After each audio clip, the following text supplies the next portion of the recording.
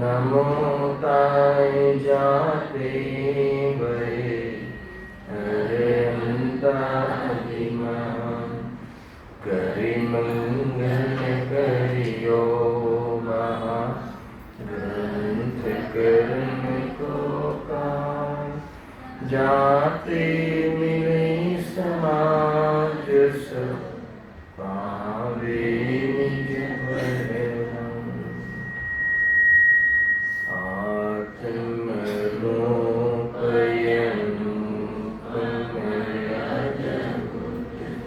याहि भवसि दुतरो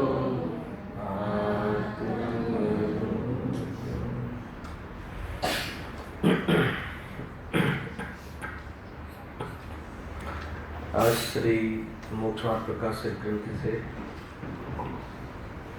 7મા અધિકાર ઉપર આપણે સ્વાધ્યાય ચાલી રહ્યું છે. વ્યવહારામ ભાષી મિથ્યા દૃષ્ટિ એમાં બીજા પ્રકાર ઉપર આજે ચર્ચા પ્રારંભ થશે. ગઈકાલે કુળ અપેક્ષાએ ધર્મધારક વ્યવહારક ભાષી એની ચર્ચા આપણે સમાપ્ત કરી હતી. હવે અહીંયા કહે છે પરીક્ષા રહિત આજ્ઞા અનુસારી ધર્મધારક વ્યવહાર ભાષી. હેડિંગ પણ બહુ મોટું છે. પરીક્ષા રહિત આજ્ઞા અનુસારી ધર્મધારક વ્યવહાર ભાષી. એક એક શબ્દનો અર્થ કરીશું આપણે હેડિંગમાં. તો અહીંયા આજ્ઞા અનુસારી ધર્મધારક તો છે પણ પરીક્ષા રહિત. પરીક્ષા રહિત છે એનો શું અર્થ?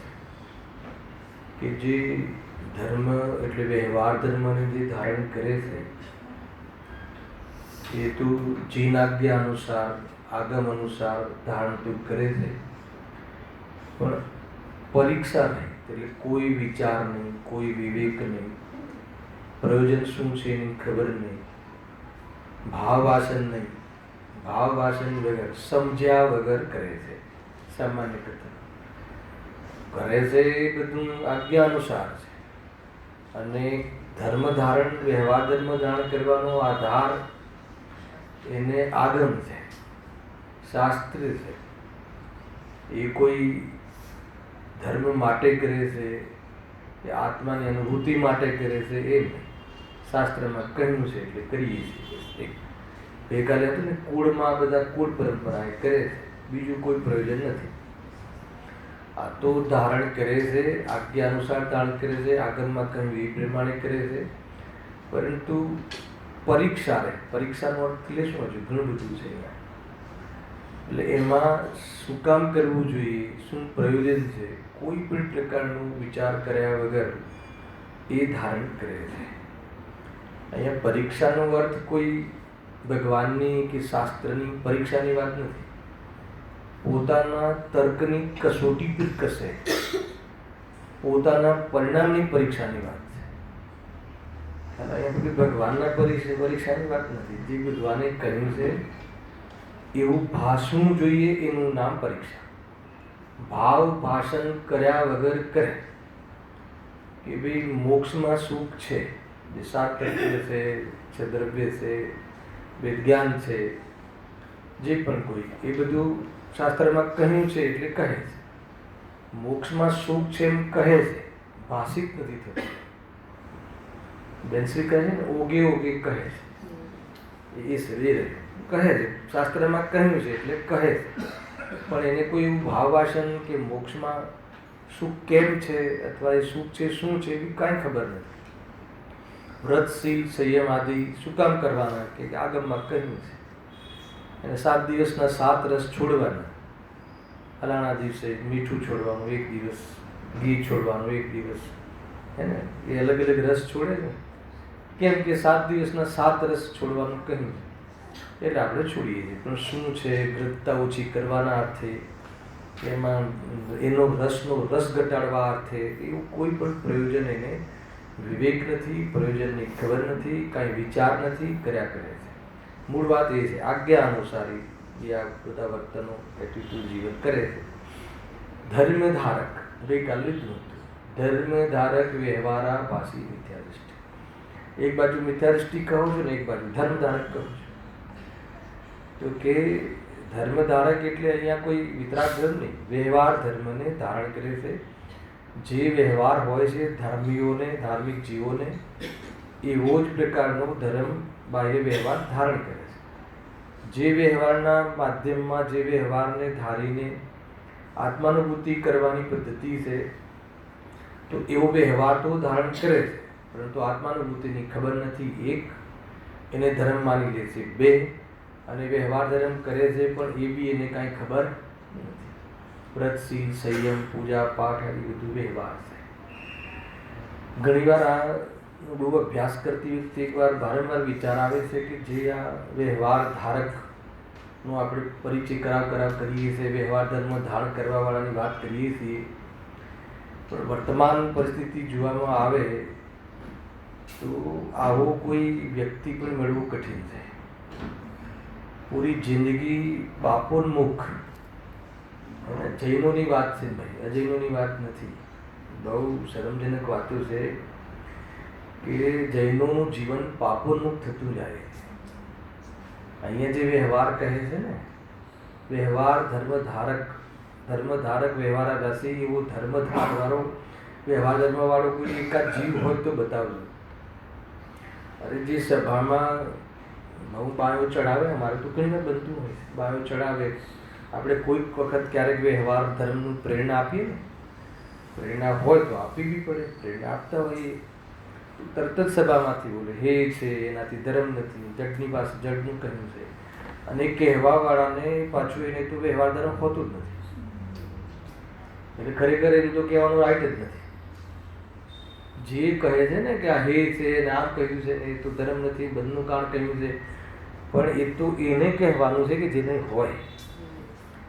તારે તો છે જ નહીં એટલે તું તો બહાર બેસ, તું ફિલ્ડમાં જ નથી આવ્યો. મોટા ભાગે જેટલા લોકો વિરોધ કરે છે પુણ્યને કે વ્યવહાર ધર્મની, જ્યારે બી વાત કરવામાં આવે સમર્થનના રૂપમાં, પ્રેરણાના રૂપમાં, અને જે કોઈ વિરોધ કરે છે, મેં પોતે જોયું છે કે એના જીવનમાં એ વ્યવહાર હોતો જ નથી. અને વ્યવહાર હોતો નથી ને હે હે કહે છે. હે તો એને હોય કે પેલા હોય એને હે ની વાત છે ને, પેલા છે તો છે. ખ્યાલ જે કહું છે, અધિકાંશ જોવામાં આવે છે કે વ્યવહાર ધર્મનો, નો ડાઉટ અહીંયા વ્યવહાર ધર્મમાં સંતુષ્ટ થઈ જાય છે, એના માટે આ પ્રકરણ છે. વ્યવહાર નથી એના માટે આ પ્રકરણ નથી. વ્યવહાર કોની નથી? કેવલીની નથી, અનેક અજ્ઞાનીની નથી, સ્વચ્છંદીની નથી, નિશ્ચયાભાસી. ખ્યાલ આવે? તો એને તો એના માટે વ્યવહાર એ શું કહે? જેને વ્યવહાર કરે છે અને એમાં સંતુષ્ટ થઈ ગયો, એની મુખ્યતાથી આ ચર્ચાઓ છે. વાત એ હતી કે આપણા જીવનમાં જોવામાં આવે તો એવો વ્યવહાર જે હવે હે કહેવાનો છે, એમાં ધર્મ નથી, એની ચર્ચા કરવાની છે, એવો વ્યવહાર તો દૂર રહ્યો. પણ લૌકિક જીવનમાં પણ જે નૈતિકતા છે, પ્રામાણિકતા છે, ન્યાય છે, એ બધું દૂર દૂર સુધી જોવા મળતું નથી. કોઈનો વ્યવહાર, પ્રામાણિક વ્યવહાર પણ જોવા મળતો નથી. લૌકિક દૃષ્ટિકોણ, ધાર્મિક તો પછી આવીએ છીએ એક એક સ્ટેપ પર. એને અત્યારે કોઈને દાનત જ નથી. તમે કોઈને ધીરો પૈસા તો કઈ પાર્ટી સારી કેવી એવો નિર્ણય નહીં કરી શકો. એકદમ વેપારી ભાષામાં બી વાત કરું છું. વેપારમાં કોઈ ધીરતા હોય કોઈને પૈસા કે માલ, તો એમાં કઈ પાર્ટી સારી એની પરિભાષા જ નહીં કરી શકો. કઈ પાર્ટી સારી કહેવાય? કોઈની જેમ જેમ કાલ પંચમકાલ આગળ વધતો જાય છે, એમ જીવનના પરિણામો પણ એવા હીન થતા જાય છે કે લૌકિક વ્યવહાર પણ જોવા નથી મળતો, નૈતિકતા પણ ઠીક નહીં, અન્યાય એટલો હોય છે. એને કામ કરાવે ઘણું પણ પૂરતું આપે નહીં, સંવિધાન પ્રમાણે ચૂકવે નહીં, એને વર્કરોને પીએફ આપે નહીં, વર્કરોને પૂરું મહેનત પ્રમાણે એનું મહેતાણું આપે નહીં. હાલાકી નહીં. તો ગુરુદેવશ્રીજી એટલે હમણાં પોસ્ટ ચાલે છે ને, એટલે પર્યુષણ બી આવી રહ્યા છે, 10 લક્ષણ પર્વ આવી રહ્યા છે. તો મહાજનની કેટલી મુખ્ય વાત કરે. પહેલાં મહાજનનો પ્રભાવ કેવો? પ્રભાવ મહાજન એટલે આ જૈનોનો, પંચોનો, અને 5-5 સુપારી લઈને નીકળી જાય. હે ને, જે ઘાણી પીલવાનું ઓલો 15 દિવસ 10 દિવસ બંધ કરી દે ને ભાડો બી બંધ કરી દે, સોપારી આપીને પ્રતિજ્ઞા કરે અને પછી ચાલુ કરવામાં કોમ્પિટિશન થાય.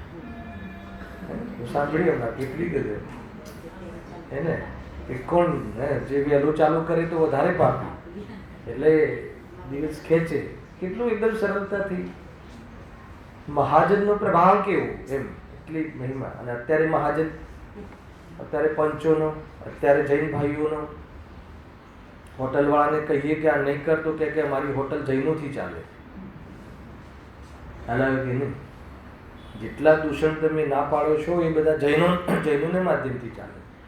એ રીતે બદનામી આવી ગઈ ભાઈ. મારે તો એ બતાવવું છે. બરાબર, પાપમય જીવન થઈ ગયું. લૌકિક દૃષ્ટિએ જોવા જઈએ, લોક વ્યવહારની આજે ધર્મનો જે ધાર્મિક વ્યવહાર જે કહેવામાં આવે છે, વ્રત, શીલ, સંયમ, તપ અને એ બધું, તો એ તો અહીંયાના જીવનમાં જોવા જ નથી મળતું. એટલે જૈનોના ઘરોમાં પવિત્રતા જોવા જ નથી મળતી. હમણાં એક અમારા મિત્ર, કોઈ આપણે વિદ્વાન મિત્ર, કોઈ ફોરેન જઈને આવ્યા, પેલા પ્રવચન કરવા ગયા હતા. નામ નહીં આપું સ્ટેશનનું, નહીં તો તમારો બીજે વિચાર ચાલશે. કંઈ બી કહી દઈશું તો કહે કે કોઈના ઘરે ભોજન જવા માટે બહુ તકલીફ પડે. આપણા જ ભાઈઓ, આપણા મુક્ષુ ભાઈઓ, ગુરુદેવશ્રીનું નામ ધરાવે માત્ર, કહે કે કોઈ ઘરમાં માસિક ઋતુ બહેનો પાડે જ નહીં. એના ઘરે જમવું કેવી રીતે? બહુ મોટો દોષ છે.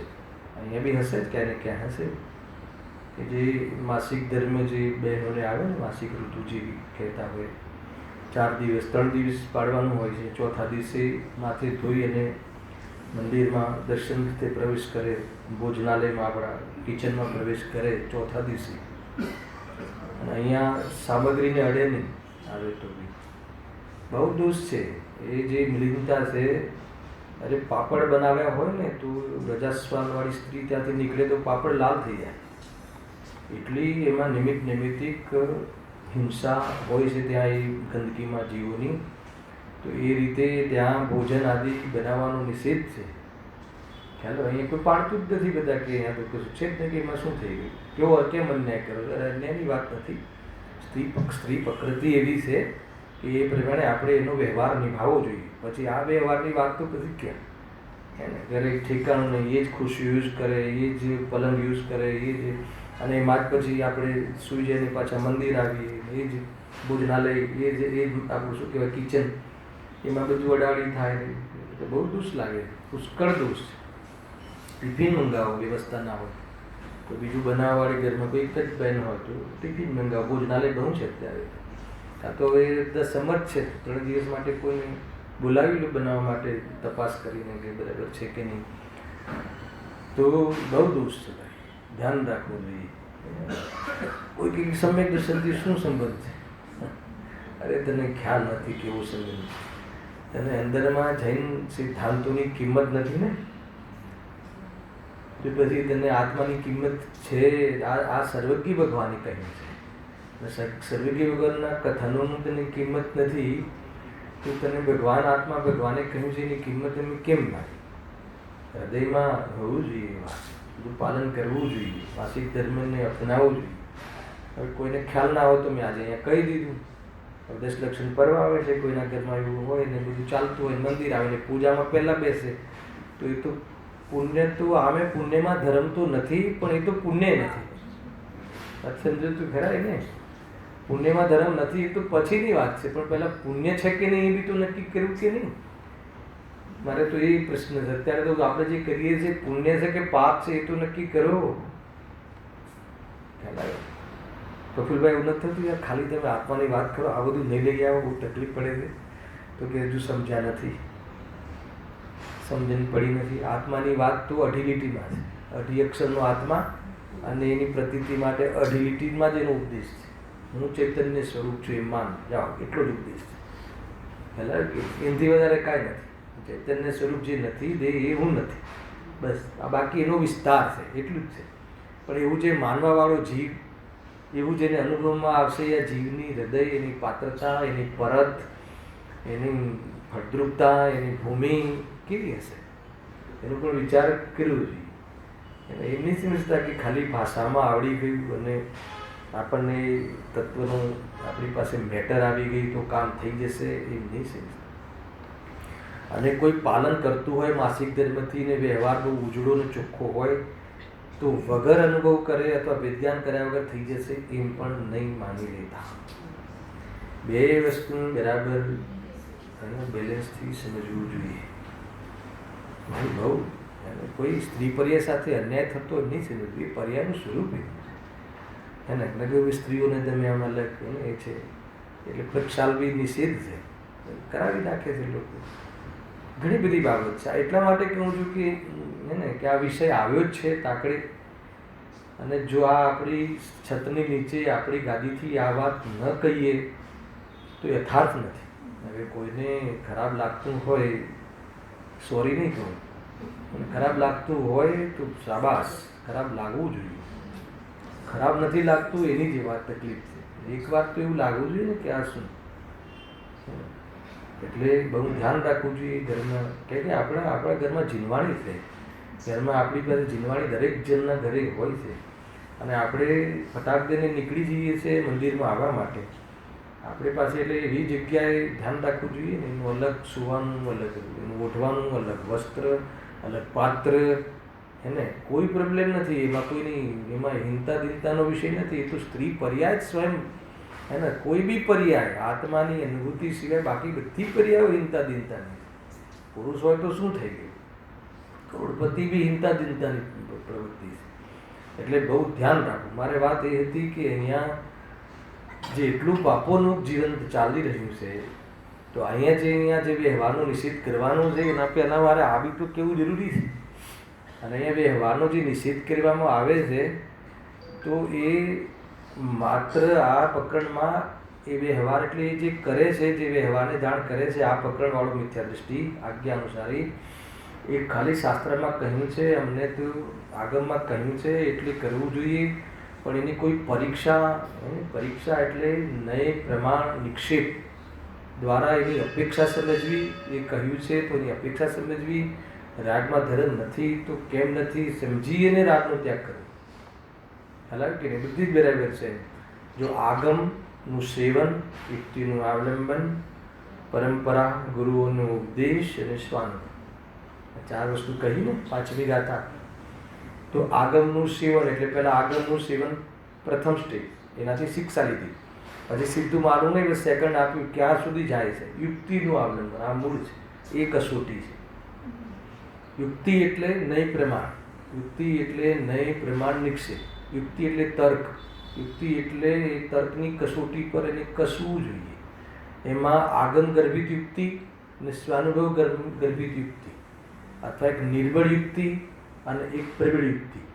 એક તો અહીંયા કહ્યું હોય કે પુણ્યમાં ધર્મ નથી અને ઈશ્વર દ્રવ્યનો પરદ્રવ્યનો કોઈનો કરતા નથી, સ્વયં દ્રવ્ય પોતપોતાના કાર્યના કરતા છે એમ કહ્યું કે અમારા જૈનોમાં કહ્યું છે એટલે માની લીધું છે. તો યુક્તિ કેમ યુક્તિથી સમજો ને, કેવી રીતે કરે ઈશ્વર બીજાનું, કેવી રીતે કરે મને મારું ભલું, કેવી રીતે કરે હું બુરું કરું તો મારું ભલું કેવી રીતે કરે.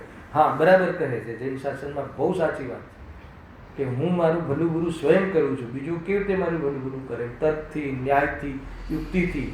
એને પ્રબળ યુક્તિ એટલે પોતાના જીવનના આધાર ઉપર યુક્તિ કરવી, તર્ક કરવા, કસોટી કરવી. અને નિર્બળ યુક્તિ એટલે જેમ આગમમાં ઉદાહરણો આપ્યા હોય છે એના આધાર ઉપરથી નિર્ણય કરવો. અને એ આગમની યુક્તિ શિક્ષા છે અને સ્વાનુભવ ગર્ભિત યુક્તિ એ પુરુષાર્થ છે. અને એ પ્રમાણે નક્કી કર્યું. અને પછી તરત ત્રીજું સ્ટેપ લીધું અને પરંપરા ગુરુઓના ઉપદેશથી. પર અપર, પરંપરા એટલે પેલી પરંપરા કાલવાળું ને, પર અપર.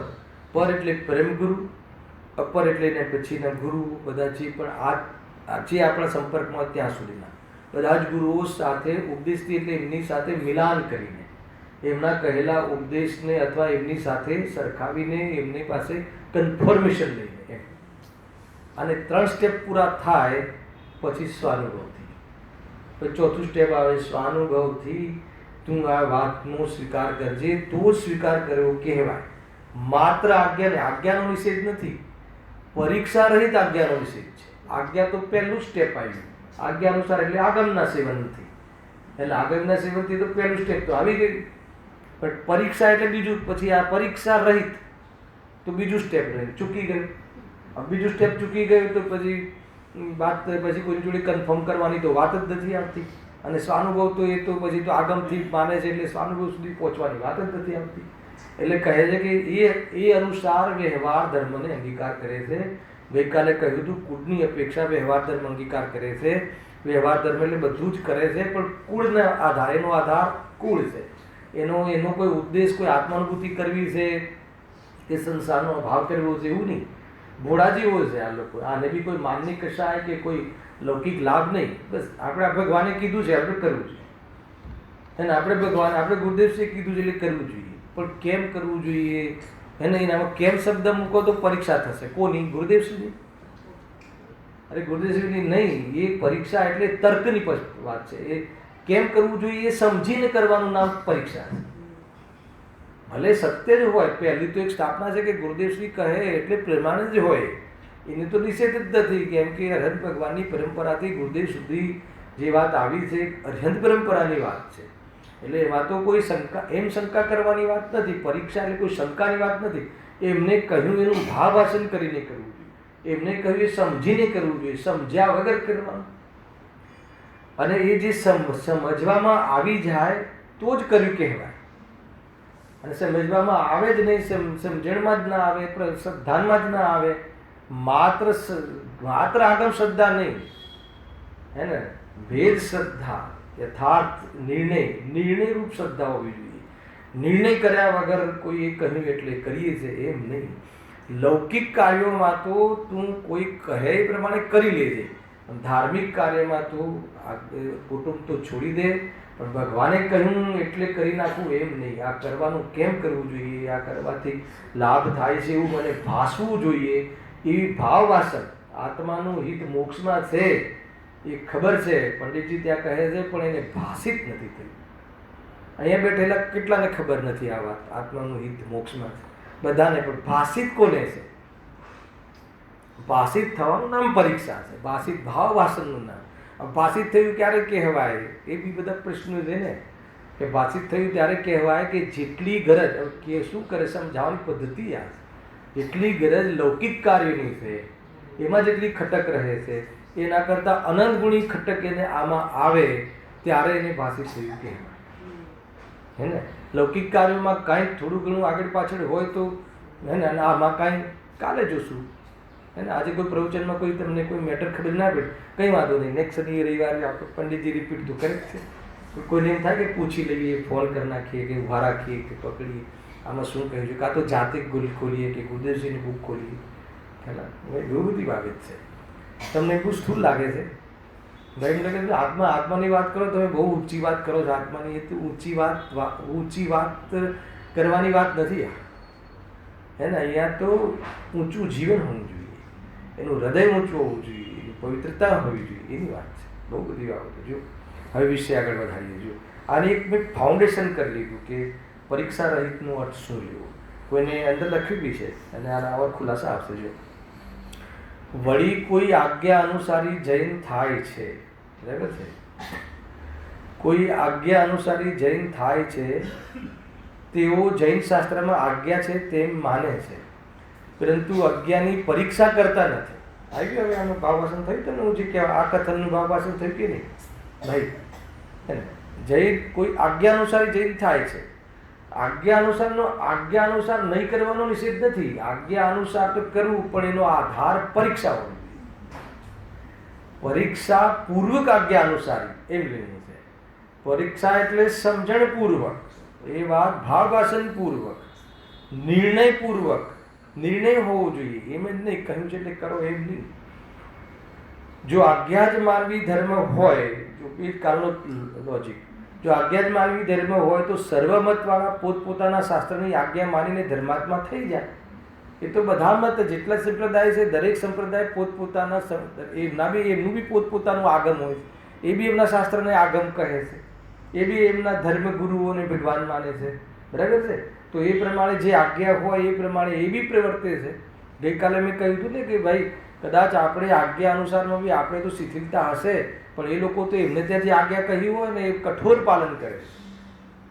તો પછી બોલો એ જ લોજિક હોય કે આજ્ઞા અનુસાર ધર્મ, આજ્ઞા અનુસાર ધર્મ ધારક કહી શકાય, ધર્માત્મા કહી શકાય ને ધર્મ તો એમ કહી શકાય, તો પછી આજ્ઞા અનુસાર વાળી જો ફોર્મ્યુલા લગાવીએ તો પછી એને તમે ધાર્મિક માનવા તૈયાર છો? એ લોકોમાં જે કહ્યું હોય, એમનું જે ધર્મ આચરણ કહ્યું હોય, એમના શાસ્ત્રોમાં, એમના આગમમાં, એમના ધર્મ ગ્રંથોમાં જે એમને આચરણ કહ્યું હોય એ આચરણ એ પણ એમના ધર્મ અનુસાર કરે તો એ ધાર્મિક કહેવાય કે ના કહેવાય? બોલો સર, કહેવાય? હે ને? બહુ મોટી આફત આવી હશે. હવે એ લોકોને ત્યાં શું આચરણ કહે છે પહેલાં એ જાણવું પડશે. બધું આવવાવાળી વાત છે. આગળ સત્ય અસત્યનો નિર્ણય કર્યો પહેલાં તો એવી વાત આવશે. જો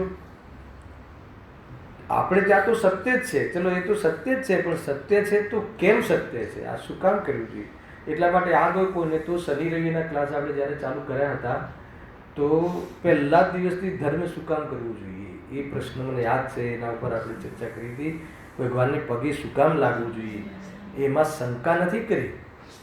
લાગીએ છે તો એની પાછળ પ્રયોજન શું છે, અને એમાં પ્રયોજનમાં અંદરના અભિપ્રાયની વાતો ખુલશે.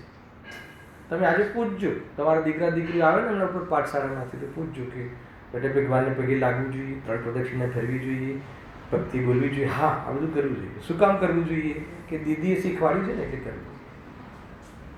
એ કહે છે ભલે અત્યારે એ પ્રમાણે છે, આગળ એની સૂઝવું જ્યારે ખીલશે ત્યારે એ કામમાં આવશે. લખ્યું છે છેલ્લે કે પણ મારે તો આ મળ્યું છે ને અમને આ સત્ય લાગ્યું છે તો અમને પછી તો કે વાંધો નહીં.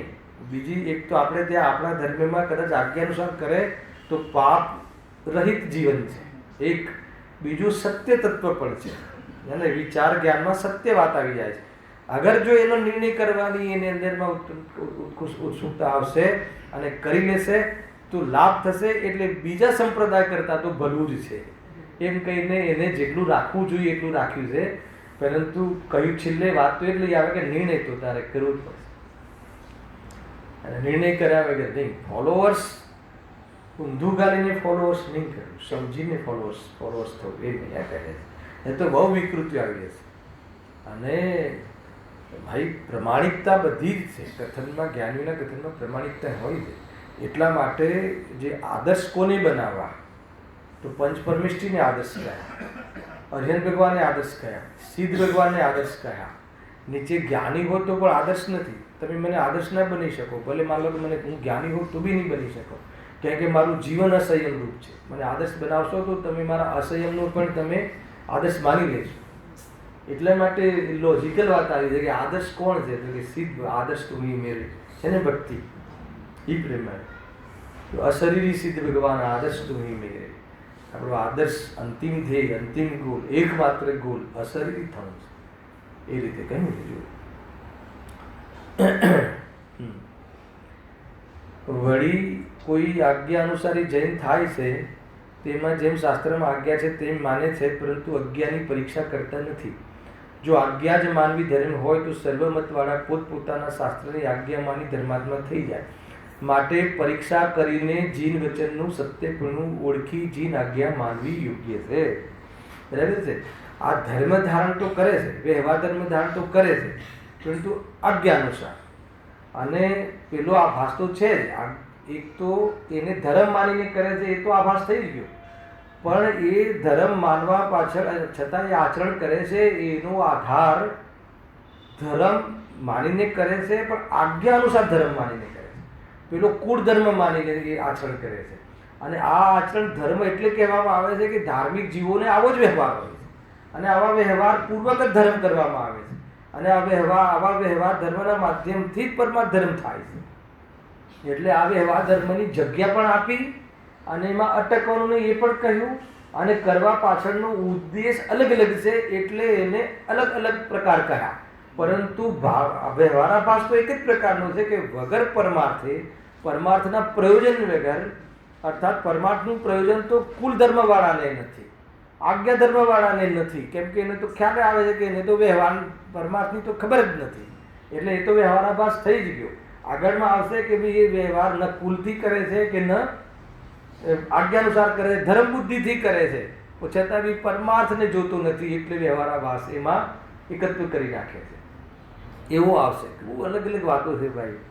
એમાં એને રસ આવી જાય છે, એમાં એને લાભ લાગે છે, એનો મહિમા આવી જાય છે.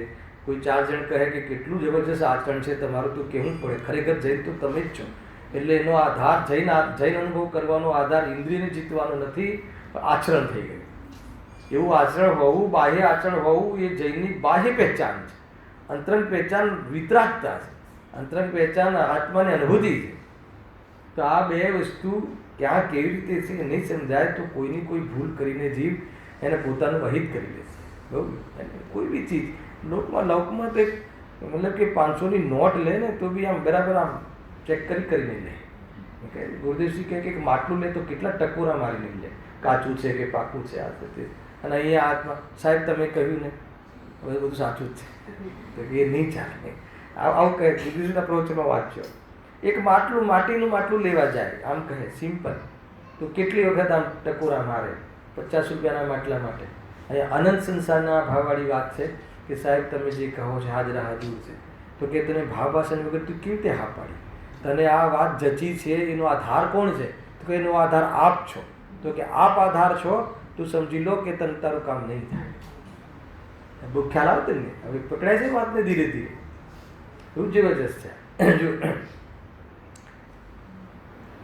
કારણ કે પરીક્ષા કર્યા વિના સત્ય અસત્યનો નિર્ણય કેવી રીતે થાય? ખ્યાલ આવ્યો? એટલે આ લાભદાયી કેવી રીતે માને?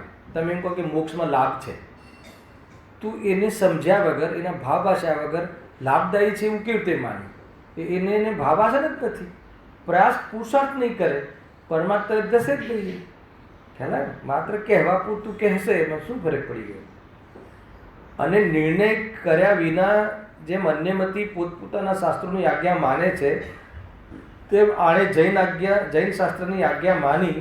એ તો પક્ષ વડે જ આજ્ઞા માનવા બરાબર છે. ખતરનાક વાત છે ને? પક્ષ વડે આ બહુ આવ્યું ને ઘણી વાર કહ્યું કે ભગવાન મહાવીર સાચા દેવ છે, પણ એને પક્ષપૂર્વક સાચા દેવ માને તો મિથ્યાત્વ છે. પક્ષપૂર્વક એટલે આ મારા દેવ છે ને એટલે સાચા છે, તો મિથ્યાત્વ છે. સાચા છે એટલે અમારા છે, તો કે તને સાચાનો પક્ષ છે. અને અમારા છે એટલે સાચા છે, તો સાચા છે વાત સાચી હોવા છતાં તને પક્ષરૂપથી સાચા છે માને છે એટલે મિથ્યાત્વ છે. કેટલી બધી વાત આવે. શુદ્ધ નહીં પણ પક્ષરૂપથી જે શુદ્ધ નહીં માને છે હે ને, એ મિથ્યાત્વ છે. શુદ્ધ નહીં પક્ષથી માનવું એટલે ખબર છે, વ્યવહારને વ્યવહાર તરીકે ન માનવો, એનું નામ આને શુદ્ધ નહીં પક્ષ છે. શુદ્ધ નહીંનો આશ્રય નથી, શુદ્ધ નહીંના વિષય તરફ એનું કોઈ લક્ષ્ય નથી, હે ને? કેમ કે વ્યવહારને વ્યવહાર તરીકે બી માનતો નથી. એટલે જે જેવું જે નથી માનતો એનો અર્થ કે એને શુદ્ધ નહીંનો પણ જે પક્ષરૂપથી એને માને છે, એટલા માટે એનું કામ થતું નથી. બરાબર છે? હવે કોઈ જલ્દી નથી, સ્પીડ બરાબર ચાલે છે. કેમ કે આ બધી છે, તમને વાતો બધી સામાન્ય છે પણ બહુ માર્મિક છે. એમાં બહુ ઝીણી વાત છે. ગુરુદેવ કે બહુ ઝીણી વાત છે. પેકડો ઉપયોગ ધીમો રાખો, શાંતિથી સમજવું. હા, લાસ્ટ છે, યાદ કરાવ્યું. 10 લક્ષણ પછી ફરીથી મળીશું. જે હશે બોર્ડ પર લખે. 40 મિનિટ પરિષદ ચાલી રહી છે. 10 મિનિટ માટે એમ લઈએ. હા, ખ્યાલ આવે. એટલે મેં શરૂઆત જ કીધી 10 લક્ષણ પર્વની, તો કહી શરૂઆત થઈ કે ભાઈ કેવી રીતે આવું, શું છે, જેવી મતલબ કે 10 લક્ષણ પર્વમાં જે ધર્મ જે છે ને, જો ધર્મ જે 10 લક્ષણ ધર્મ જે છે ને, એ આત્માનો સ્વભાવ છે. અને જે તમે જે વિતરાગ દશા પ્રાપ્ત કરવા માટેની જે 10 ધર્મ કહ્યા ને, આત્માનો સ્વભાવ. ધર્મ આત્માનો સ્વભાવ છે. તો ધર્મ આત્માનો સ્વભાવ છે, તો આપણને ધર્મ કેમ નથી એનો વિચાર કર્યો. હેલો, ધર્મ જે છે વિતરાગ ધર્મ એ આત્માનો સ્વભાવ છે, તો પછી આપણને ધર્મ કેમ નથી પર્યાયમાં, એનો વિચાર 10 લક્ષણમાં કરજો. બહુ આધ્યાત્મિક દૃષ્ટિથી વિચારવું હતો. અને વિતરાગતા ધર્મ છે. જેવી તમે પૂજા પાઠ જેવી સ્વાધ્યાય કર્યો, તો એ એકમાત્ર ભેદ જ્ઞાનના પોષણથી કરજો. અને એ ત્યાં સુધી ઉપયોગ ન પોષાય તો સમજી લો કે કોઈ કાર્યકારી નહીં થાય. બીજી બધી ઘણી બધી બાબતો છે. ક્લેશ નહીં કરતા. આપણે એ દિવસે ઉત્તમ ક્ષમાના દિવસે વિશેષ ક્લેશ કરીએ છીએ, તો કહે છે કે ક્લેશ કરવાનો તો છોડવાની વાત છે. એને ક્રોધ ન થવો એનું નામ ઉત્તમ ક્ષમા છે. ક્રોધમાં ઉપાધિ બુદ્ધિ ન લાગવી એમાં ઉત્તમ ક્ષમાની આંશિકતા છે, અને ક્રોધ ન થવો એ ઉત્તમ ક્ષમા છે. હાલો આખી છે. જો આ તો મેં તમને અંતરંગ વાત કરી, બહુ વિસ્તારથી વાત છે, તો પછી બી આ રાખશે, રોજ આગળ રાખશે. પણ જે નવું જે તમે કરશો ને, નવું શું કરશો? નવા કપડાં પહેરશો, હે ને, નવા આભૂષણ ગ્રહણ કરશો, તો કહે છે કે જે અત્યારે તમે 2 ચેન પહેરતા હોય તો એ દિવસમાં એકે નહીં પહેરતા. ખ્યાલ આવ્યો? કેમ કે અપરિગ્રહી પરદ્રવ્ય મારું નથી, હે ને, અને આ એક આત્મા જ મારા માટે મારો પરિગ્રહ છે, એ શીખવાનું છે. તમે જેટલી તિજોરીને લોકરમાં હોય એ બધું પહેરીને નહીં આવતા, અને જે સાડીઓ ધોવાતી નથી એ તો પહેરીને જ નહીં આવતા. ખ્યાલ? બહુ દોષ લાગે. જે સાડીઓ, જે મોટી ભારે સાડી ધોવાતી નથી, વારંવાર કોઈ ધોતું નથી, કેમ કે લગ્નમાં હોય ને બધે પહેરીને પછી તમે એ તો ધોવાય નહીં વારંવાર, એટલે મૂકી દઈને પછી એ પહેરીને આવો તો એ તો ઓલો દોષ તો લાગવાનો જ છે. એટલે અલગ વસ્ત્ર, સિમ્પલ લિવિંગ, ગુડ થિંકિંગ, અને સત્ય વચનના આગ્રહી, અને માત્ર એક મુનિદશાનું બરાબર તમે કલ્પના કરી. પરમાણુ માત્ર મારું નથી. ખ્યાલ આવે છે કે નહીં? આપણે રક્ષાબંધનના દિવસે ખબર નહીં, જ્યાં પ્રવચન થયા મેં કીધું હતું કે એ અકંપના આચાર્ય એક ઇમેજ કરો કે એ 700 નિરાત પીછી કમંડ લઈને બેઠા છે, કોઈ અગ્નિ લગાવી દીધી, પુષ્કળ ધુવાળો છે, એકબીજાને જોઈ નથી શકાતું. એવા સમયે પણ આત્માની શાંતિ વધારવાની જે પદ્ધતિ છે, વધારવાનો પોશાક કેવી રીતે? કેમ કે જ્યાં આગ લાગી છે એ હું નથી, અને દેહને અગ્નિ અડી છે એ વાત જ્યારે સિદ્ધ નથી થતી, તો દેહ મારો બળી ગયો એ વાત તો સિદ્ધ નથી થતી. એવી રીતે એવા મુનિરાજોની ભક્તિ વેદજ્ઞાનના માધ્યમથી, વિતરાગતાના પોષણથી, અને એના ફળશ્રુતિ રૂપે આપણને આપણી જે અંદરની દેહ પ્રત્યેની, ભોગો પ્રત્યેની એટેચમેન્ટ છે, એ એટેચમેન્ટ શું થવી જોઈએ? એ એટેચમેન્ટ ઢીલી પડવી જોઈએ, સ્વભાવ પસંદ પડવો જોઈએ, વિતરાગતાનો મહિમા આવવો જોઈએ. અને એના માટે, એ મહિમા માટે આ બધું સાંભળજો, વાંચજો, એ રીતે કરજો. એને જેટલો ખ્યાલ આવે એટલું કહ્યું, જેમ આવશે ત્યારે કહેશું.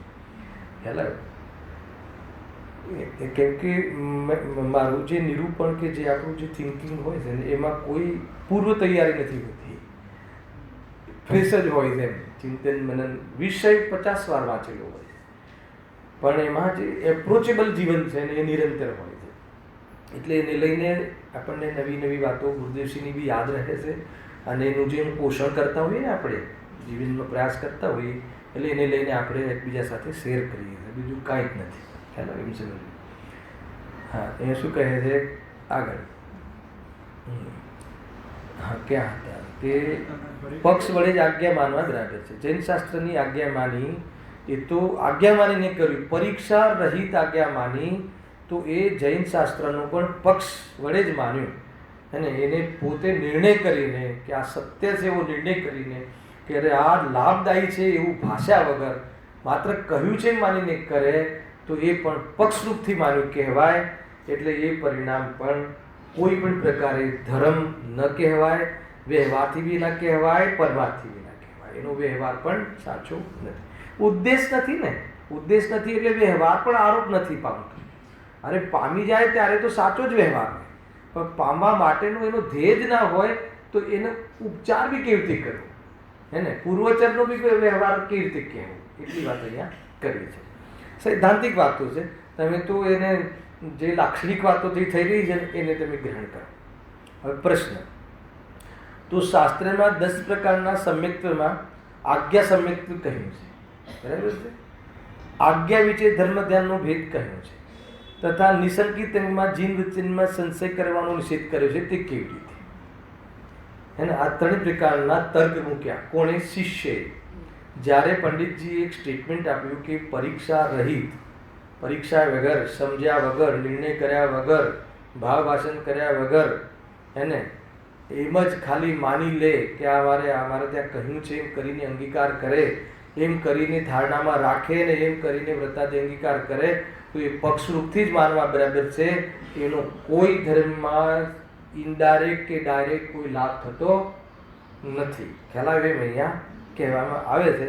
તો પ્રશ્ન મૂક્યો, એને શિષ્ય તરફથી પ્રશ્ન આવ્યો કે પછી શાસ્ત્રમાં કહ્યું છે એક 10 પ્રકારના સમ્યક્ત્વ છે ને, એમાં એક આજ્ઞા સમ્યક્ત્વ છે. ખ્યાલ આવે કે ને, એક નિમિત્ત પ્રધાન ભેદ છે. ખ્યાલ છે કે 10 પ્રકારના આજ્ઞા સમ્યક્ત્વ, માર્ગ સમ્યક્ત્વ, બીજ સમ્યક્ત્વ, વિસ્તાર સમ્યક્ત્વ છે. આ 9મા અધિકારમાં વાંચી લીધું છે. સમ્યક્ત્વના 10 પ્રકાર નિમિત્તની પ્રધાનતાથી. અવઘાટ સમ્યક્ત્વ, પરમઅવઘાટ સમ્યક્ત્વ, એ અલગ અલગ પ્રકારથી 10 પ્રકારે કહ્યું છે. તો આપણે એમાંથી કોઈ એક પ્રકારે અમને આ બધું કરવું, વેદજ્ઞાન કરવું ને બધું વિચારવું, એના કરતાં ભગવાને કહ્યું છે મારી લઈ અને સમ્યક દ્રષ્ટિ કહેવડા જેવું. હેલાવે કે નહીં તો કેમ નહીં થાય. એ આજ્ઞા સમ્યક્ત્વનો અર્થ એમ નથી. આજ્ઞા સમ્યક્ત્વનો અર્થ એટલો તો જરૂર છે કે જે પણ તું કોઈ વેદજ્ઞાન કરે, તું જે વેદજ્ઞાન માટે વિચાર કરે એ ભગવાનની આજ્ઞામાં રહીને વિચાર કરે છે, એટલું તો છે. પરંતુ વિચાર કર્યા વગર આજ્ઞા માની લઈશ તો સમ્યક તો નહીં થાય. ખ્યાલ આવે કે નહીં? આજ્ઞાનો અર્થ ખ્યાલ આવે ને? આજ્ઞાનો નિષેધ નથી. ભગવાનની આજ્ઞામાં રહીને એને જીન આજ્ઞા અનુસાર વિચાર કરવો જોઈએ. પણ વિચાર કર્યા વગર જીન આજ્ઞા અનુસાર માની લેવું, શ્રદ્ધા કરી લેવી, એનું નામ સમ્યક દર્શન, વ્યવહાર સમ્યક દર્શન છે કે નિશ્ચય સમ્યક દર્શન? કાંઈ ઠેકાણા નથી. એમ અહીંયા કહે છે. ત્રણ વસ્તુ કહ્યું. એક તો સમ્યક્ત્વના 10 ભેદ છે, એમાં આજ્ઞા સમ્યક્ત્વ કહ્યું છે. એક ધર્મ ધ્યાનનો ભેદ છે, આજ્ઞા વિચય. આજ્ઞા વિચય, અપાય વિચય, ધર્મ ધ્યાન છે કે નહીં? ભાઈ ભણવું તો પડશે. ધર્મ ધ્યાનના પણ ભેદ છે. આજ્ઞા વિચય, અપાય વિચય આદિ ભેદ છે. તો એ રીતે એ ધર્મ ધ્યાનનો એક ભેદ કર્યો. અને એક 8 અંગ કહ્યા. એમાં એક નિશંકિત અંગ છે કે એમાં સંશય હોતું નથી અને ધર્મ પ્રત્યે શંકા ક્યારે હોતી નથી.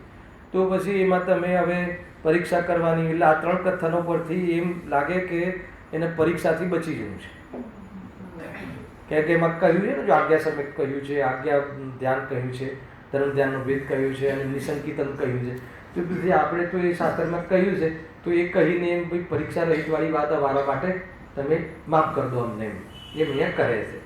જવાબ જોજો, જવાબ શું છે? જો શાસ્ત્રમાં કોઈ કથન તો એવા છે, હે ને? જો આગળનો જવાબ એકચ્યુઅલી મેં પહેલાં બી કહી દીધો.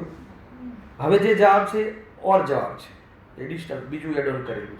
પેલો જવાબ એક સામાન્ય છે કે ભાઈ આજ્ઞાનો અર્થ આમ થાય છે. આજ્ઞાનો અર્થ એવું નથી કે પરીક્ષા ન કરવી. પરીક્ષાનો અર્થ શંકા નહીં. એક આજ્ઞા માનવીનો અર્થ એવું નહીં કે એમ જ માની લેવું. 2 બરાબર છે. પરીક્ષાનો અર્થ એ છે કે ભાવ આશા, વારંવાર કહું છું, આખું પ્રકરણના પર ચાલવાનું છે. અને પરીક્ષાનો અર્થ એ છે કે શંકાની વાત નથી. પરીક્ષાનો અર્થ એ છે કે આપણી કસોટી પર કસાવવું જોઈએ. આપણે દાખલાનો જવાબ જે પાછળ લખ્યો હોય, આપણા સમજનો એ જવાબ આવવો જોઈએ. પ્રમેય છે ને, કાલે કોણ કહેતું હતું પ્રમેયની સિદ્ધિ?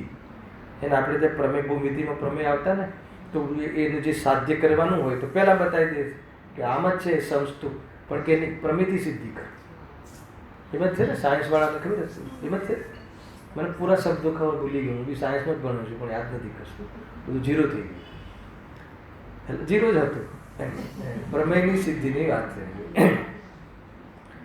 તો શાસ્ત્રમાં કોઈ કથન તો એવા છે કે જેની પ્રત્યક્ષ અનુમાન આદિ વડે પરીક્ષા કરી શકાય છે. બરાબર છે, હે ને?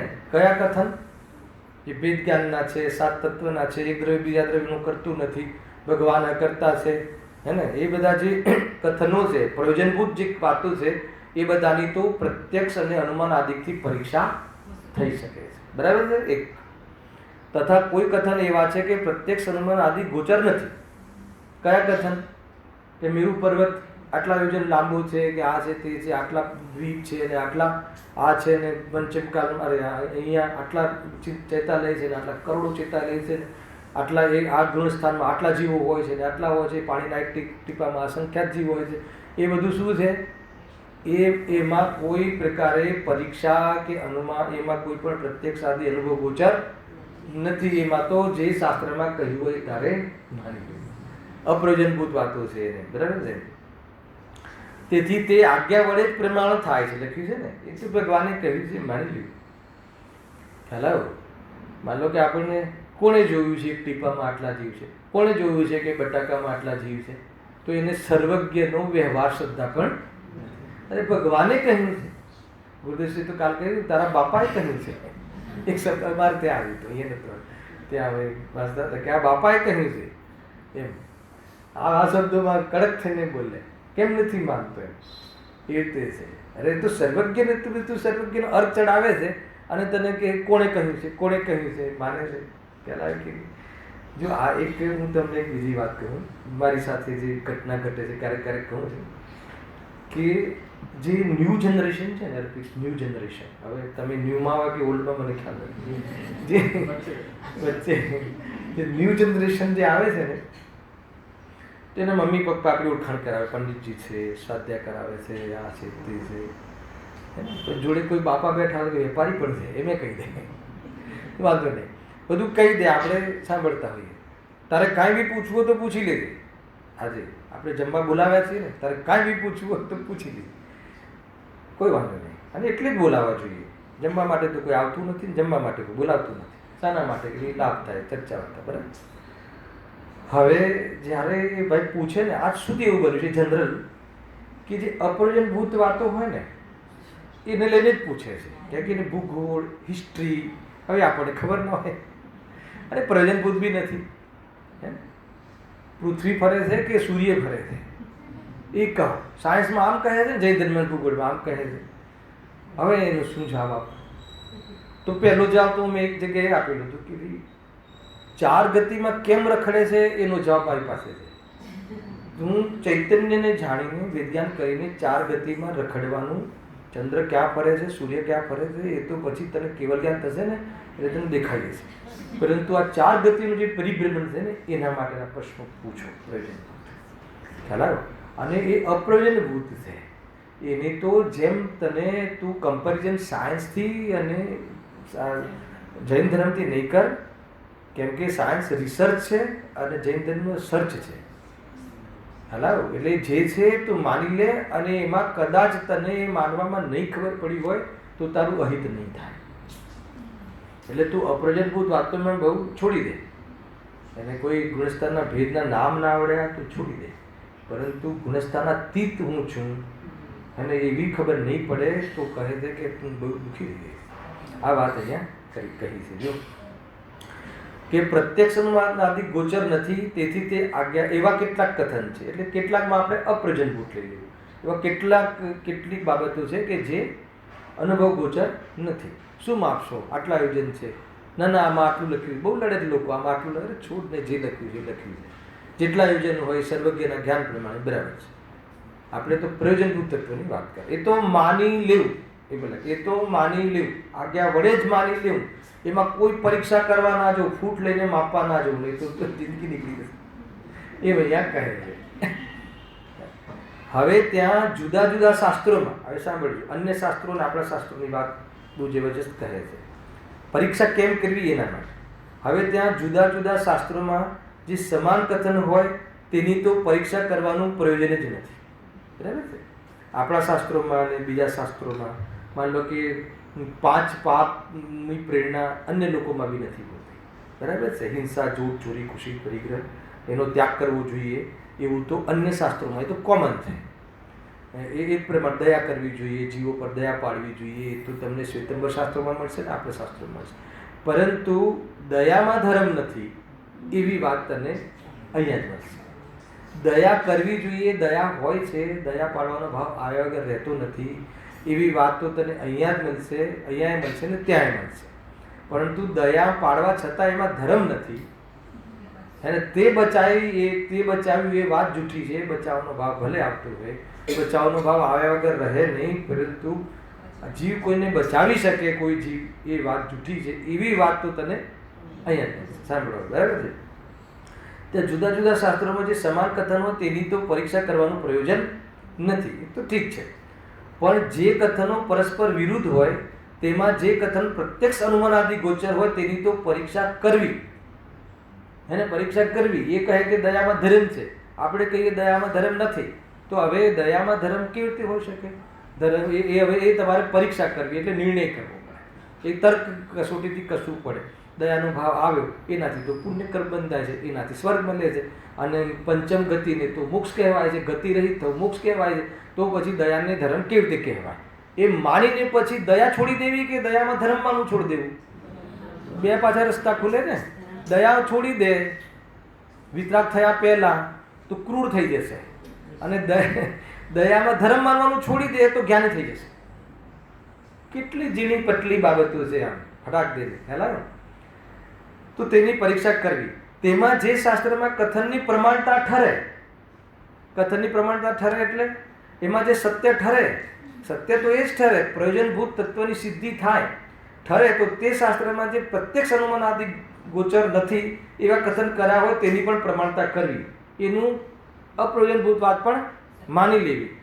પણ તે શાસ્ત્રોના કથનની પ્રમાણતા ન ઠરે, પ્રમાણતા ના ઠરે એટલે વેદ્યાનું પોષણ ન થાય, એમાં વિતરાગતાની સિદ્ધિ ન થાય, એમાં મુક્તિની સિદ્ધિ ન થાય, એમાં મોક્ષની સિદ્ધિ ન થાય, એમાં આનંદની સિદ્ધિ ન થાય, એ કથનોમાં તો એના બીજા કથનો સાચા હોય તો પણ જૂઠા માનવા, તો પણ એને પ્રમાણ નહીં માનવા. ગજબની વાત છે. હલાવે કે નહીં? ના ના, જેટલું જેટલું સારું હોય એટલું માની લેવું, હે ને? કોઈ એવું કહે છે ને, આ બહુ ચાલે છે ચંદ્રકાંતભાઈ, આપણે તો ગુણગ્રાહી છીએ, એને જેટલું એનું સારું હોય એટલું ત્યાંથી લઈ લેવું, અહીંયા સારું હોય ત્યાંથી અહીંયાથી લઈ લેવું. તો કે એ વિચિત્ર મોહ છે. આ બી મોહ છે, મિથ્યાત્વ છે. હેલાયો કે નહીં? અરે ત્યાં જે કહ્યું છે સારું એ તો આપણે ત્યાં છે જ, અને આપણે ત્યાં જે કહ્યું છે એ ત્યાં તને નહીં મળે. એટલે આપણે ત્યાં બધું જ છે. હવે ત્યાં આટલું સારું છે. ઘણી વાર કોઈ પિક્ચરમાં હવે આ લોકો શું આમિર ખાન ને બધા આ બધું વાંચતા હશે, ખબર નહીં, એ બધું લઈ આવે છે અને ક્યાંય ને ક્યાંય કરે છે. પિક્ચરમાં પણ આવ્યું, પિક્ચરમાં પણ આવ્યું, અને પિક્ચરમાં પણ આવ્યું તો પછી તને ખ્યાલ નથી એની સાથે સાથે બીજું બી પીરસી દેશે તને. ખ્યાલ આવે કે નહીં? એ તને એ તો ખબર જ નથી. એની સાથે સાથે બીજા 2-4 ડાન્સ એવા આવશે ને કે તું બોલું તો ભૂલી જઈશ ને બીજે લાગી જઈશ. એટલે કહે છે કે તું એ ના કરતા. અને આપણી પાસે અહીંયા શું નથી? બધું જ છે. એ કહે છે તો છે જ. ખ્યાલ આવે કે નહીં? અને આપણે જ્યાં જે છે એ તો ક્યાંય નથી બીજું. તો પછી આ સત્ય છે કે નહીં? તો જૈન શાસન સિવાય બીજે નિજન માનવાની જરૂર શું છે? એમ અહીંયા કહે છે. અને ખરેખર એ જે વાત સાચી, એ જે સચ્ચી ને અચ્છી જે છે ને, તો એ જે અચ્છી અથવા જે સારી વાત કહે છે એ તો એની ધારણા પ્રમાણે કહે છે. કેમ કે એને તો સારું શું, સારું તો એની બુદ્ધિ પ્રમાણે કહે છે. એમ કહે કે ભગવાન તો અમને, ભગવાન તને તારું ભલું કરી દેશે. હવે એને વાત સારી લાગે છે. હવે એ વાત સારી લાગવી અલગ વાત છે, પણ ખોટી વાત છે. અને આપણે ત્યાં કહે છે કે ભગવાન કોઈનું ભલું કરે જ નહીં, તો આને પીડા થાય છે. અરે ભગવાન ભલું કરશે એવું જો તમે માનશો તો ભલું ક્યારે નહીં થાય. કે ભગવાનને ભલું કરવાનો રાગ આવતો નથી જે ભગવાન છે એને. અને જેને ભગવાન માનીને ભલું કરવાનો રાગ આવે છે, ભલું કરવામાં નિમિત્ત પણ નથી, કરીશ શું? હાલાકી કે જે દેવી દેવતાઓ છે એને માની લો કે રાગવશ કોઈ આવે ભલું કરવાનો, તો એને એની પાસે મોક્ષ માર્ગ છે જ નહીં, એની પાસે સત્યવાદ છે જ નહીં, તો કેવી રીતે ભલું થશે? ભાઈ બહુ બધું શાંતિથી વિચારવાની વસ્તુ છે. જેવી દેવી દેવતાઓ આ તે બધી માન્યતાઓ એ તો અહીંયા તિલાંજલિ આપી દેજો આજે ને આજે. જો પ્રશ્ન લઈ લઈએ, 3-4 મિનિટ છે. પરીક્ષા કરતા કોઈ કથન કોઈ શાસ્ત્રના પ્રમાણ ભાષે તથા કોઈ કથન કોઈ શાસ્ત્રમાં પ્રમાણ ભાષે તો શું કર્યું? ખ્યાલ? પરીક્ષા કરવાનું કીધું ને, પરીક્ષાને લગતા બધા જ પ્રશ્નો આવશે. પરીક્ષા કરવા જઈએ છીએ તો આ પ્રોબ્લેમ આવે છે, પરીક્ષા કરવા જઈએ છીએ તો આ સમસ્યાઓ આવે છે. તો બધી જ સમસ્યાઓનું સમાધાન પંડિતજી કરે છે. પહેલાં તો પરીક્ષા કરવી એને ભય લાગતો હતો, એટલે પેલું આજ્ઞા સમ્યક્ત્વ નિશંકિતં, તો એ બધાનો જવાબ આગળ આપશે. આ પ્રશ્નોથી છેલ્લે તોડી આપશે કે આજ્ઞા સમ્યક્ત્વ કહ્યું હતું, પણ એ આજ્ઞા સમ્યક્ત્વ પરીક્ષા સહિત આજ્ઞા સમ્યક્ત્વ એ સિદ્ધિ કરશે. અને પરીક્ષા સહિત ધર્મ ધ્યાન એકાગ્ર થવા માટે જે પદાર્થને કહેશું, ધ્યેય કહેશું, એ ધ્યેયની તને નિર્ણય હોવો જોઈએ. અને નિર્ણય કર્યો એ જ પરીક્ષા છે. તો જ તારું મન ત્યાં લાગશે, તો જ ધર્મ ધ્યાન એને આજ્ઞા વિશે ધર્મ ધ્યાન કહ્યું. ભગવાને કહ્યું કે શુદ્ધાત્મામાં ધ્યાન લગાવ, તો પણ શુદ્ધાત્મામાં કેમ લગાવવાનું? તો એની તું પહેલાં નિર્ણય કર. કેમ કે શુદ્ધાત્માને હું સ્વરૂપ સમજીશ તો મારે ત્યાં ધ્યાન લાગેલું રહેશે. શુદ્ધાત્મા એટલે હું ચૈતન્ય સ્વરૂપ, પરિપૂર્ણ સ્વરૂપ, અનાદ્યનંદ સ્વરૂપ, શુદ્ધ સ્વરૂપ, ત્રિકાળ સ્વરૂપ. તો એનું સ્વરૂપ બરાબર યુક્તિથી ન્યાયથી નક્કી કરીશ તો મને આ સંયોગો પ્રતિ દ્રષ્ટિ હટી જશે, તો મને વિચલિતતા નહીં થાય. એનું નામ આજ્ઞા વિચય ધર્મ ધ્યાન. ખ્યાલ આવે કે એ રીતે આખી સિદ્ધિ કરશે. બહુ અદ્ભુત સિદ્ધિ છે. પ્રશ્ન એમ આવ્યો કે પરીક્ષા કરતા કોઈ કથન કોઈ શાસ્ત્ર પ્રમાણ ભાષે છે, અને તથા કોઈ શાસ્ત્રમાં પ્રમાણ ભાષે ને કોઈમાં નથી ભાષતું. અથવા ફરીથી પરીક્ષા કરતા કોઈ કથન કોઈ શાસ્ત્રમાં પ્રમાણ ભાષે તથા કોઈ કથન કોઈ શાસ્ત્રમાં પ્રમાણ ભાષે. ખ્યાલ આવે? એટલે કોઈ કથન કોકમાં ભાષે અને કોકમાં ન ભાષે એવો અર્થ નીકળે છે. તો પછી અમારે શું કરવું? હે ને? આ પરીક્ષા કરવાનું કહ્યું ને અમે પરીક્ષા કરવા આજે લાગી ગયા તો એમાં આ અમને સમસ્યા આવી. સાંભળજો, જે આપ્ત ભાષિત શાસ્ત્ર છે એટલે અર્યંત ભાષિત, તેમાં તો કોઈ પણ કથન પ્રમાણ વિરુદ્ધ હોય નહીં. પહેલા તો એ શ્રદ્ધા તો પહેલા હોય છે, પ્રમાણ વિરુદ્ધ હોય નહીં. કેમ ના હોય? તો એનું રીઝન આપ્યું છે. કારણ કે જેનામાં કાં તો જાણપણું જ ન હોય, અગર કાં તો રાગદ્વેષ હોય તે જ અસત્ય કહે. પણ જે આપ્ત છે એ તો સંપૂર્ણ જાણે છે, સર્વજ્ઞ છે અને રાગદ્વેષ નથી, એટલે એમના કથન સત્ય જ હોય. તો હવે આપ્ત એવા હોય નહીં, એ પ્રમાણે અધૂરું જ્ઞાન ને રાગદ્વેષ હોય નહીં. તો પછી શું કીધું? તે જે પરીક્ષા બરાબર કરી નથી માટે ભ્રમ છે. એટલે એમ થઈ ગયું તું પરીક્ષા તે બરાબર કરી નથી, ભ્રમ છે, તું ફરીથી પરીક્ષા કર. એવું બને નહીં. તારો દાખલો તે 10 વાર કરીને જવાબ ખોટો આવે તો પાછળ જવાબ નહીં સુધારવાનો, એમ કહે છે. શું કહ્યું? હે ને? પાછળ જે જવાબ હોય નહીં સુધારવાનો. તારો દાખલો ખોટો છે તો ફેર પરીક્ષા કર. અહીંયા એ વાત કહી છે. ઓર બી ઘણા પ્રશ્નો છે. તમારી પાસે ઘણા દિવસો પણ છે અને બહુ સારા અને બહુ આદર્શ દિવસો આવે છે આપણા. એમાં બરાબર ધર્મ આરાધના કરવાની પ્રેરણા કહું છું અને નિરંતર કરવી જોઈએ. પરંતુ એક સમજી લો કે આપણી શિથિલતા હોય તો આવા દિવસોમાં વિશેષ આયોજનો હોય છે આપણી સંસ્થાઓ તરફથી. એ આયોજનોનો લાભ લેવો જોઈએ અને લાભ લઈને આપણે આખા જીવન દરમિયાન આ ટ્રેનિંગ છે, જે સરહદ પર સોલ્જરને ટ્રેનિંગ આપવામાં આવે છે ને, એટલા દિવસ પૂરતી નહીં, હે ને? કેમ કે દુશ્મન તો ગમે ત્યારે ઘૂસે, ખ્યાલ આવ્યો? એટલે નિરંતર એ ટ્રેનિંગ પ્રમાણે જીવન હોવું જોઈએ. એટલે અહીંયા જે ટ્રેનિંગ આપવામાં આવશે દુશ્મનોની વિરુદ્ધ, મોરાગ્રેસની વિરુદ્ધ, તો એ ટ્રેનિંગ જે લઈશું આપણે 10 ધર્મના માધ્યમથી, એ ટ્રેનિંગ પછી આખા જીવન દરમિયાન એ રીતનું જીવન હોવું જોઈએ. એ પ્રમાણેના પ્રણ લેવા જોઈએ, પ્રતિજ્ઞાઓ લેવી જોઈએ, એ પ્રમાણે ઠાની લેવું જોઈએ. એટલી વાત કહી. બાકી આવીને ઓર વિશેષ વાતો કરીશું. સૈજાનંદી અવિનાશી